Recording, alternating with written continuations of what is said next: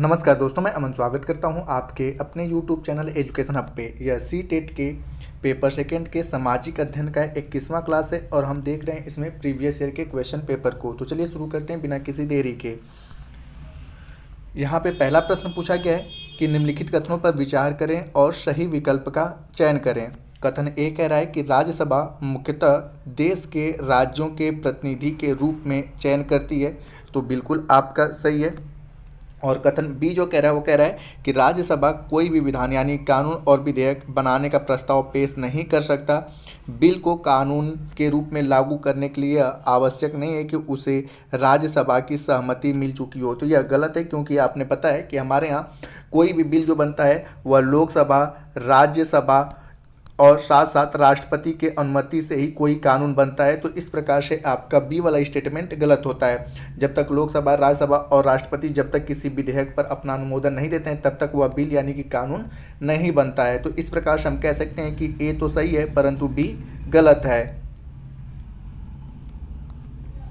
अगला क्वेश्चन है, कपास जब रुमाल तौलिया बनता है तब वह केवल से गुजरता है। ऑप्शन है थोक बाजार से या साप्ताहिक बाजार से या माल से या बाजारों की श्रृंखला से। तो यहाँ पे बेसिक तौर पे हम बात करें कि कपास से जब रुमाल तौलिया बनाया जाता है तो वह केवल जो होता है आपके बाजारों की श्रृंखला से गुजरता है। तो आपका सही ऑप्शन होता है डी। अब यहाँ बात करते हैं कि थोक बाजार किसे कहते हैं। तो थोक बाजार होता है कि इसका आशय कि बहुत बड़ी मात्रा में चीज़ों को खरीदना और बेचना, और अधिकांश उत्पाद जिनमें सब्जी, फल, फूल आदि शामिल होते हैं अपने अपने थोक बाजार में ही बिकते हैं। तो थोक बाजार का मतलब होता है कि जहां पर बहुत बड़ी मात्रा में चीज़ों को खरीदा या बेचा जाता है। साप्ताहिक बाजार की अगर बात करें तो वे बाजार जो नियमित नहीं होते हैं बल्कि सप्ताह में एक दिन के लिए, जैसे कि सप्ताह में 7 दिन होते हैं तो किसी एक दिन के लिए या तो मंडे टू मंडे ओपन होते हैं या तो ट्यूसडे टू ट्यूसडे ओपन होते हैं। तो इस प्रकार के बाजार को हम लोग साप्ताहिक बाजार कहते हैं। मॉल क्या होता है, तो यह चारों ओर से घिरा हुआ एक दुकान होता है जहां पर सभी प्रकार की सामानें आपको एक ही बार में मिल जाती हैं। इस प्रकार की चीज़ों को हम लोग मॉल कहते हैं। हालांकि जो क्वेश्चन पूछा गया उसके अकॉर्डिंग सही ऑप्शन होता है आपका डी। अगला क्वेश्चन है आपका कि निम्नलिखित कथनों में से कौन सा सही है। और पहला आपका कह रहा है कि जब इतिहासकार ऐतिहासिक पत्रों, मानचित्रों एवं ग्रंथों को पढ़ते हैं तब उन्हें विभिन्न ऐतिहासिक प्रसंगों के प्रति संवेदनशील होना चाहिए। तो बिल्कुल सही है कि जब वो अभी इस प्रकार की चीज़ों को पढ़ते हैं तो उन्हें इन सब की चीज़ों के प्रति क्या होना चाहिए, संवेदनशील होना चाहिए। दूसरा कह रहा है कि इतिहास अलग अलग समूह के लोगों के लिए अलग अलग था। तो यह अभी बिल्कुल आपका सही है कि इतिहास जो था वह अलग अलग समूह के लोगों के लिए अलग अलग था। तो इस प्रकार से हम कह सकते हैं कि ए और बी दोनों ऑप्शन आपके सही हैं। अब यहाँ पे बेसिक तौर पे हम जाने कि किसी व्यक्ति, समाज अथवा देश से संबंधित महत्वपूर्ण, विशिष्ट और सार्वजनिक क्षेत्र की घटनाओं, तथ्यों आदि का जो कालानुक्रम के अनुसार विवरण होता है वही इतिहास कहलाता है। किसी देश अथवा स्थान का इतिहास जानने के लिए तथा उसके उचित विश्लेषण में ऐतिहासिक पत्रों, मानचित्रों एवं ग्रंथों को पढ़ते हैं तो ऐतिहासिक विश्लेषण करने में सहायता मिलती है। अंग्रेजी शासन के दौरान तैयार किए गए सरकारी रिकॉर्ड इतिहासकारों का एक महत्वपूर्ण साधन होते हैं। इसलिए किताब को हमारे अतीत यानी कि कई अतीतों पर केंद्रित नाम दिया जाता है। अगला क्वेश्चन है कि सामाजिक अध्ययन और सामाजिक विज्ञान के संबंध के बारे में निम्नलिखित में से कौन सा कथन सही है। तो यहाँ पे हम डायरेक्ट सीधे आंसर पे जाते हैं कि सामाजिक अध्ययन और सामाजिक विज्ञान के बीच में जो संबंध है वह संबंध जो होता है कि सामाजिक विज्ञानों का एकीकृत अध्ययन ही सामाजिक विज्ञान कहलाता है। तो यही आपका सही ऑप्शन होता है ए वाला कि सामाजिक विज्ञानों का एकीकृत अध्ययन ही सामाजिक विज्ञान कहलाता है। अब यहाँ पे जानते हैं कि सामाजिक विज्ञान के प्रमुख बिंदु कौन कौन से हैं। तो पहला आपका होता है कि सामाजिक विज्ञान का क्षेत्र विस्तृत और व्यापक होता है। दूसरा है कि सामाजिक विज्ञान अधिक सैद्धांतिक होता है। तीसरा है कि मानवीय संबंधों के संदर्भ में नए नए सत्यों को खोजना सामाजिक अध्ययन के मुख्य बिंदु हैं। अब आगे की अगर बात करें तो सामाजिक अध्ययन सामाजिक विज्ञान की अपेक्षा व्यवहारिक होता है। सामाजिक अध्ययन का अर्थ मानव का अनेक वातावरण के साथ संबंधों का अध्ययन है। और साथ ही साथ अगर बात करें तो सामाजिक अध्ययन की विषय वस्तु का स्तर सामाजिक विज्ञान की तुलना में निम्न होता है। अगला क्वेश्चन है कि छात्रों के रचनात्मकता के विकास के लिए सामाजिक विज्ञान के शिक्षक को निम्न में से क्या करना चाहिए। अब यहाँ पे सीधे हम आंसर की बात करते हैं कि छात्रों के रचनात्मकता के विकास के लिए सामाजिक विज्ञान के शिक्षक को क्या करना चाहिए। तो यहाँ पर सही ऑप्शन होता है आपका डी की गतिशील आधारित शिक्षण अधिक्रम प्रक्रिया में छात्रों को शामिल करना चाहिए। इससे बेसिक तौर पे होता क्या है कि सामाजिक विज्ञान से अभिप्राय जो है, अगर बात करें कि सामाजिक विज्ञान जो है, तो इसके बारे में अगर बात करें तो सामाजिक विज्ञान से अभिप्राय मानव क्रियाओं और व्यवहारों और उनके सामाजिक समूहों में क्रमबद्ध एवं व्यवस्थित अध्ययन से है। ठीक है, तो ये होता है आपका सामाजिक विज्ञान। अगर बात करें सामाजिक विज्ञान की विशेषता की, तो सामाजिक विज्ञान की मुख्यतः 4 विशेषताएं आती हैं। जो पहली विशेषता है वो कहता है कि इसमें सत्य तथा ज्ञान की खोज पर बल दिया जाता है। दूसरी जो विशेषता इसमें होता है कि अज्ञान का वह भाग है जिसका किसी भी क्षेत्र में मानव की क्रियाओं पर प्रत्यक्ष प्रभाव पड़ता है। तीसरी जो विशेषता है वो कहता है कि सामाजिक विज्ञान मानव समाज का उन्नत अध्ययन है। और चौथी जो विशेषता है वह कहता है आपका कि सामाजिक विज्ञान का उद्देश्य मानवीय संबंधों के विषय में नए सत्य की खोज करना है। तो ये आपका होता है, और साथ ही साथ जिस प्रकार से क्वेश्चन पूछा गया उस क्वेश्चन के अकॉर्डिंग आपका सही ऑप्शन होता है डी। अगला क्वेश्चन है कि कपड़ा वहाँ बन सकता है जहाँ कपास, पानी के साधन, परिवहन और काम कर सकने की उम्र वाले लोग उपलब्ध हों। फिर आगे ये चीज़ कह रहा है कि इसे निम्न में से किस संकल्पना को समझने के लिए उदाहरण के रूप में इस्तेमाल किया जा सकता है। पहला कह रहा है आपका कि ज़मीन के इस्तेमाल के पैटर्न, और दूसरा कह रहा है कि क्षेत्रीय साझेदारी, तीसरा कह रहा है स्थानीय अंतःक्रिया, और चौथा कह रहा है केंद्रीय स्थान। तो ये जो उदाहरण दिया गया है बेसिक तौर पे स्थानीय अंतःक्रिया के उदाहरण के रूप में इस्तेमाल किया जा सकता है। तो सही ऑप्शन होता है आपका सी। अब यहाँ पे जानते हैं कि स्थानीय अंतःक्रिया किसे कहते हैं। तो स्थानीय अंतःक्रिया किसी स्थान के भौगोलिक व सांस्कृतिक लक्षणों को प्रतिनिधित्व करते हैं। इनको मानचित्र पर प्रदर्शित करने के लिए ग्रिड रेखाओं का प्रयोग किया जाता है। अगला क्वेश्चन है कि निम्नलिखित प्रश्न समांतर सामाजिक विज्ञान की कक्षा में इस्तेमाल किए जाते हैं। इन प्रश्नों का चयन कीजिए जो आलोचनात्मक चिंतन के विकास के लिए बृहद क्षेत्र उपलब्ध कराते हैं। और फिर आगे कह रहा है आपका कि सही विकल्प का चयन कीजिए। तो अब यहाँ पे सबसे पहले हम आपको आलोचनात्मक चिंतन के बारे में बताते हैं। तो आलोचनात्मक चिंतन का शाब्दिक अर्थ है कि किसी विषय वस्तु पर आलोचना के साथ साथ चिंतन करना, अर्थात किसी वस्तु विषय के अर्थ, अवधारणा पक्ष, विपक्ष, उसके गुण, अवगुण इत्यादि सभी पक्षों पर विचार करना ही आलोचनात्मक चिंतन कहलाता है। आलोचनात्मक चिंतन व्यक्ति के निर्माण तथा विकास के लिए आवश्यक होता है। तो ये आलोचनात्मक चिंतन का अर्थ रहा। अब उसके अकॉर्डिंग हम यहाँ पर क्वेश्चन पढ़ते हैं। तो आलोचनात्मक चिंतन के लिए सबसे अच्छा पहला कह रहा है कि आपका कानून के नियम से आप क्या समझते हैं। अपने रोजमर्रा के जीवन से 1 या 2 उदाहरण देकर समझाएं। तो यहाँ पर आलोचनात्मक चिंतन यहाँ पर नहीं हो सकता है। दूसरा कह रहा है कि 2 सुझावों की सूचीबद्ध कीजिए जो घरेलू हिंसा के विरुद्ध भारतीय कानून के बारे में जागरूकता पैदा करने के लिए प्रयोग किए जाते हैं। तो ये भी आलोचनात्मक चिंतन में नहीं आता है। तीसरा कह रहा है कि घरेलू हिंसा से आप क्या समझते हैं। महिलाओं को घरेलू हिंसा के विरुद्ध नए कानून के द्वारा प्राप्त 2 संवैधानिक अधिकारों को सूचीबद्ध कीजिए। तो ये भी आपके आलोचनात्मक चिंतन में नहीं आता है। चौथा कह रहा है कि भारत में कानून के नियम का समानता पालन नहीं किया जाता है। क्या आप इस कथन से सहमत हैं। अपने उत्तर की पुष्टि कीजिए। तो जो चौथा क्वेश्चन है वह बिल्कुल आलोचनात्मक चिंतन की व्याख्या करता है। तो इस प्रकार से आपका सही ऑप्शन होता है डी की केवल डी जो है वह बृहद आलोचनात्मक चिंतन का क्षेत्र उपलब्ध कराता है। अगला क्वेश्चन है भूगोल की कक्षा में समांतर निम्नलिखित प्रश्न पूछे जाते हैं। उन प्रश्नों का चयन कीजिए जो आलोचनात्मक चिंतन के विकास के लिए बृहद क्षेत्र उपलब्ध कराते हैं। अभी हाल ही मैंने आपको बताया कि आलोचनात्मक चिंतन किसे कहते हैं। तो फिर से एक बार रिपीट करते हैं कि आलोचनात्मक चिंतन का जो शाब्दिक अर्थ होता है वह है कि किसी विषय वस्तु पर आलोचना के साथ साथ चिंतन करना, अर्थात किसी विषय वस्तु के अर्थ, अवधारणा पक्ष, विपक्ष, उसके गुण, अवगुण इत्यादि सभी पक्षों पर विचार करना ही आलोचनात्मक चिंतन कहलाता है। आलोचनात्मक चिंतन से व्यक्ति के निर्माण तथा विकास के लिए आवश्यक होते हैं। अब इसके अकॉर्डिंग हम सही विकल्प का यहाँ पर चयन करेंगे। तो पहला कह रहा है क्या होगा यदि भारत के जंगल से बाघ गायब हो जाए। तो यह क्वेश्चन बिल्कुल सही है कि यह आलोचनात्मक चिंतन करने लायक है। दूसरा कह रहा है कि उष्णकटिबंधीय वर्षा वनों को सदाबहार वन भी क्यों कहा जाता है। तो ये आलोचनात्मक चिंतन में नहीं आता है। तीसरा कह रहा है कि उष्णकटिबंधीय वर्षा वनों की विशेषताओं का वर्णन कीजिए, तो ये भी आलोचनात्मक चिंतन में नहीं आता है। और चौथा कह रहा है क्या होगा यदि 3 वर्ष के लिए मानसून कमजोर तथा क्षीण हो जाए, तो ये आलोचनात्मक चिंतन में आएगा। तो इस प्रकार से आपका सही ऑप्शन होता है डी, कि ए और डी जो है वह आलोचनात्मक चिंतन के प्रश्न हैं।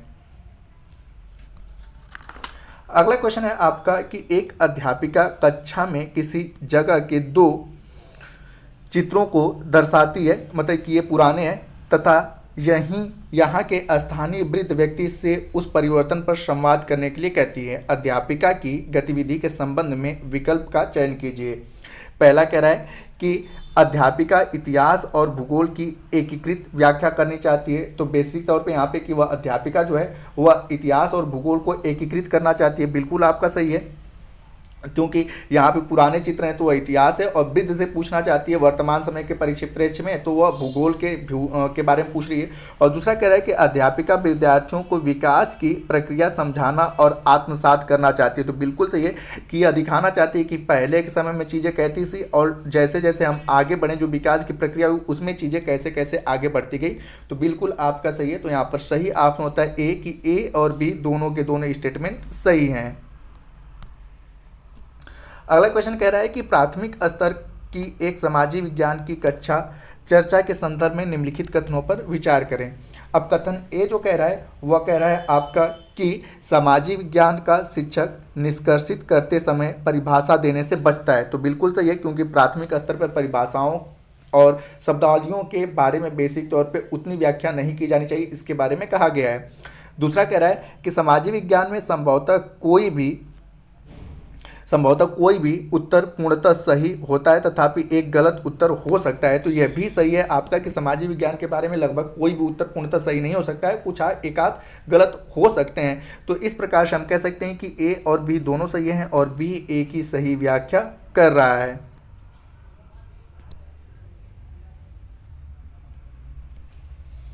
अगला क्वेश्चन है आपका कि छात्रों में आलोचनात्मक चिंतन के विकास के लिए निम्न में से कौन सी युक्ति सबसे कम सहायक है। तो यहाँ पे सबसे कम सहायक के बारे में पूछा गया है। तो यहाँ पे सबसे पहले हम कहेंगे कि छात्रों को पूर्वाग्रह पहचानने में सहायता करना, तो ये तो सही है। दूसरा कह रहा है कि छात्रों को दी गई सूचनाओं को स्वीकार करने और सत्य मानने के लिए कहना, तो यहाँ पर यही होगा कि सबसे कम सहायक होगा, क्योंकि अब यहाँ पे हम उन्हें ज़बरदस्ती करने की बातें कर रहे हैं। तो आपका जो सबसे कम सहायक युक्ति होगा आलोचनात्मक चिंतन के लिए तो होगा आपका बी। हम यहाँ पे बेसिक तौर पे कई बार आलोचनात्मक चिंतन की एक्सप्लेन कर चुके हैं। अगला क्वेश्चन है कि अध्यापक कक्षा में आदिवासी और दलितों के हत्याई होने की प्रक्रिया पर चर्चा करना चाहते हैं।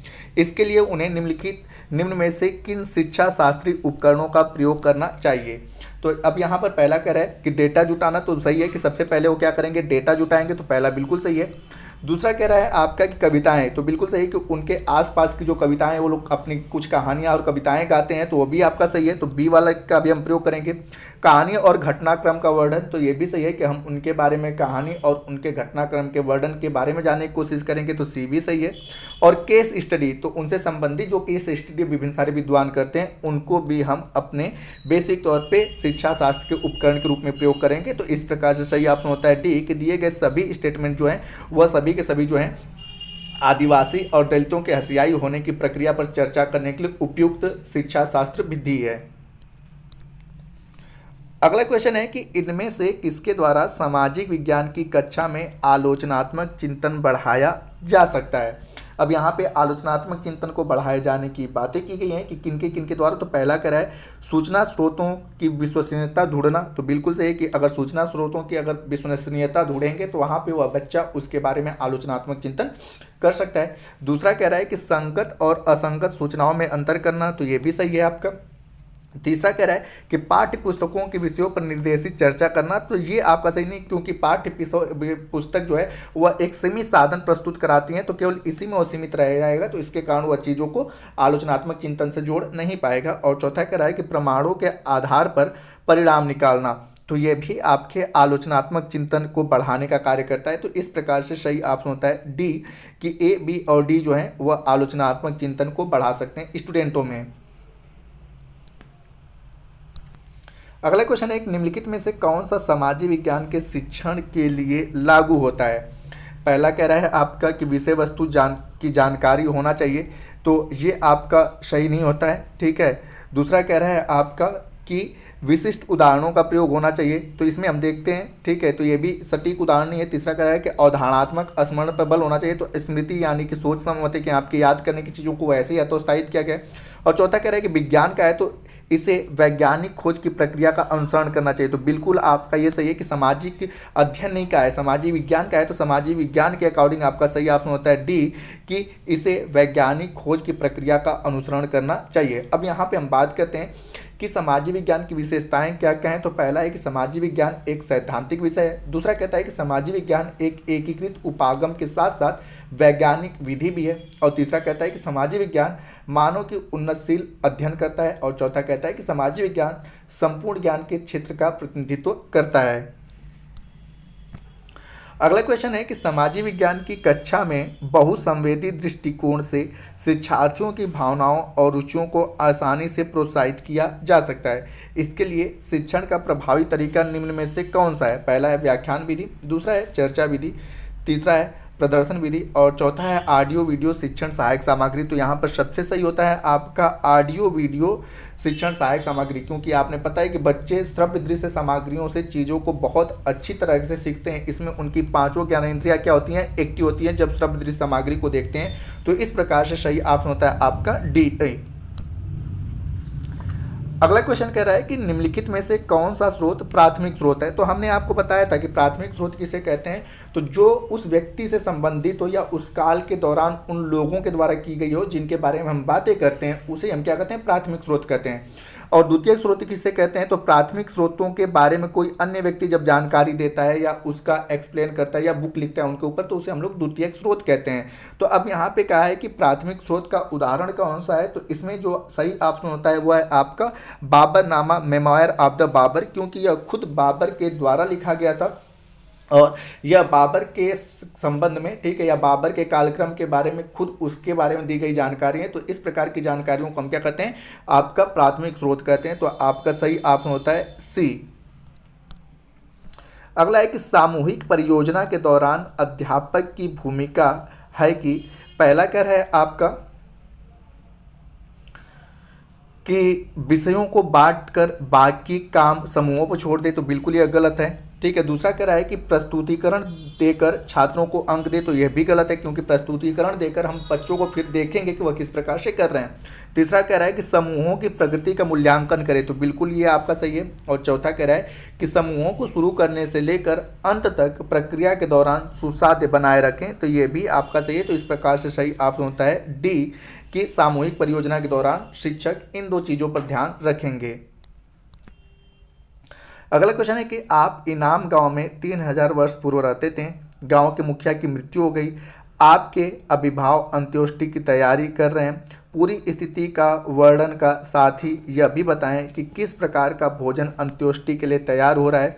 यह प्रश्न छात्रों की किस योग्यता का मूल्यांकन करता है। अब यहाँ पर बात करें कि यह जो क्वेश्चन है वह छात्रों के कल्पनाशीलता, क्योंकि ये सारी जो चीज़ें हैं लगभग 3000 पूर्व के बारे में बातें की जा रही हैं। तो जैसे हम कहानियाँ बताते हैं तो एक तरह से यह क्या है, कहानी बता रहे हैं, ठीक है। तो जब हम कहानी बताते हैं तो बच्चे क्या करते हैं, कल्पना करते हैं, ठीक है, कल्पना करते हैं, ठीक है। तो यहाँ पर वह कल्पनाशीलता की योग्यता का मूल्यांकन करना चाहता है। तो इस प्रकार से सही ऑप्शन होता है आपका सी। अगला क्वेश्चन है कि सामाजिक विज्ञान में मूल्यांकन के संबंध में निम्न में से कौन सा कथन सत्य है। पहला कह रहा है आपका कि खुली पुस्तक परीक्षा अवबोध का श्रेष्ठ मापक है, तो ये आपका सत्य नहीं है, ठीक है। दूसरा कह रहा है कि पाठों के लिए गए प्रश्न पर आधारित मौखिक मूल्यांकन सतत शिक्षण में सहायक होते हैं, तो बेसिक तौर पे ये सही है। तो इस प्रकार से हम कह सकते हैं कि केवल बी वाला ऑप्शन आपका सही होता है। अब इसके बारे में जानते हैं कि सामाजिक विज्ञान के मूल्यांकन के संबंध में पाठों के लिए गए प्रश्न पर आधारित मौखिक मूल्यांकन सतत शिक्षण में सहायक होते हैं। सामाजिक विज्ञान में मूल्यांकन का अभिप्राय उस रीति से है जिसके द्वारा हम बालक के ज्ञान और व्यवहार में हुए परिवर्तनों तथा उसकी व्यक्तिगत विशेषताओं का मूल्यांकन करते हैं। सामाजिक विज्ञान के अंतर्गत जो मूल्यांकन की विधियां हैं, सबसे पहले आता है आपका निरीक्षण प्रविधि, उसके बाद साक्षात्कार प्रविधि, तीसरा आता है आपका अभिलेख प्रविधि, चौथा होता है परीक्षा प्रविधि, पांचवा होता है मौखिक परीक्षा और छठा होता है प्रायोगिक परीक्षा। अगला क्वेश्चन कह रहा है कि निर्णय लेने के लिए या किसी विचार को समर्थन देने के संदर्भ में मानदंड स्थापित करने के लिए विद्यार्थी सूचना का उपयोग कर पाएंगे। उपयुक्त कथन कौन सा संज्ञानात्मक प्रक्रम निरूपित कर रहा है? तो यहाँ पर जो होता है कि निर्णय लेने के लिए, तो निर्णय लेने के लिए या किसी विचार को समर्थन देने के लिए संबंध में जो मानदंड स्थापित होते हैं वह मूल्यांकन प्रक्रिया की चीज़ों को निरूपित करता है। तो आपका सही ऑप्शन होता है डी। अब यहाँ पर जानते हैं कि निर्णय लेने या किसी विचार को समर्थन देने के संबंध में मानदंड स्थापित करने के लिए विद्यार्थी सूचना का उपयोग मूल्यांकन की प्रक्रिया जैसे संज्ञानात्मक प्रक्रम निरूपित होता रहता है। मूल्यांकन वह प्रक्रिया है जिसके आधार पर हम किसी छात्र के ज्ञान का मूल्यांकन करते हैं। विद्यार्थी निर्धारित पाठ्यक्रम से उद्देश्यों की प्राप्ति की सीमा तक पहुंचता है और विकास में बाधक तत्व कौन कौन से हैं, ठीक है। तो मूल्यांकन मतलब उसका क्या करता है, समीक्षा करता है। अब यहाँ पे बात करते हैं कि मूल्यांकन की विशेषता क्या है। तो इसमें क्या होता है, क्रमबद्धता होता है, वस्तुनिष्ठता होती है, विश्वसनीयता होती है और वैधता होती है।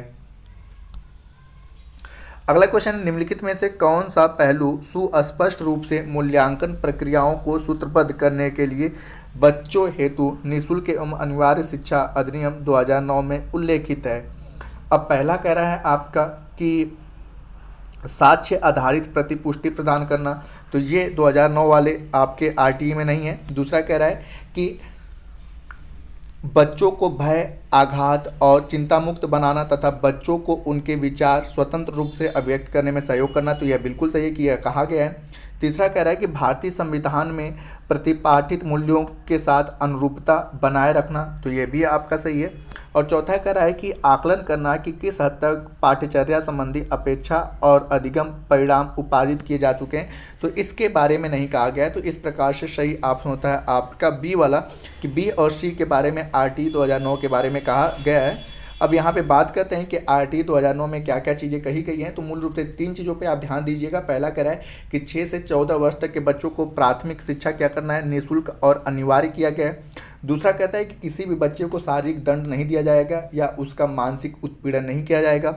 तीसरा कह रहा है आपका कि निजी और विशेष श्रेणी वाले विद्यालयों को भी अधिक रूप से निर्बल समुदाय के बच्चों के लिए कम से कम 25%, ठीक है, आरक्षित सीटें करना पड़ेगा अपने यहाँ। और बाकी ये 2 चीज़ें तो यहाँ पर कही गई हैं। इस सेशन का अंतिम क्वेश्चन है कि आपको क्या लगता है कि अध्यापक के द्वारा ओम प्रकाश वाल्मीकि के साथ असमानता का व्यवहार क्यों किया गया? अपने को ओम प्रकाश के स्थान पर रखकर 4 पंक्तियों में लिखें कि आप इस परिस्थिति में कैसा अनुभव करते हैं। यह प्रश्न छात्रों के किस योग्यता का मूल्यांकन करेगा? तो पहला कह रहा है कि अनुभव की तुलना और विपरीतता, दूसरा कह रहा है कि परिस्थितियों से अनुमान लगाना और निष्कर्ष निकालना, तीसरा कह रहा है कि समझना और तर्क, और चौथा कह रहा है कि कल्पना और सृजनात्मक कौशल। तो यहाँ पर जो सही ऑप्शन होगा वो सही होता है आपका बी कि परिस्थितियों से अनुमान लगाना और निष्कर्ष निकालना, ठीक है, वह ओम प्रकाश की कहानी के द्वारा सीख पाएंगे। तो दोस्तों ये थे आपके सी-टेट के सेकेंड पेपर का 21वां क्लास। जल्द ही इसका 22वां क्लास और अंतिम क्लास लेकर आएंगे। उसके बाद आपका एग्ज़ाम है। आपके एग्ज़ाम के लिए बेस्ट ऑफ लक। उम्मीद करता हूं कि आप अपने एग्ज़ाम के लिए इस वीडियो से काफ़ी हेल्प प्राप्त किए होंगे। तो मिलते हैं जल्दी 22वें वीडियो में। अगर चैनल को अभी भी आपने सब्सक्राइब नहीं किया है तो चैनल को सब्सक्राइब अवश्य कर दें तथा इस PDF को प्राप्त करने के लिए आप हमारे टेलीग्राम से जुड़ सकते हैं, जिसका लिंक वीडियो के डिस्क्रिप्शन में दिया हुआ है। तो वीडियो के अंत तक बने रहने के लिए धन्यवाद। मिलते हैं जल्दी नेक्स्ट वीडियो में।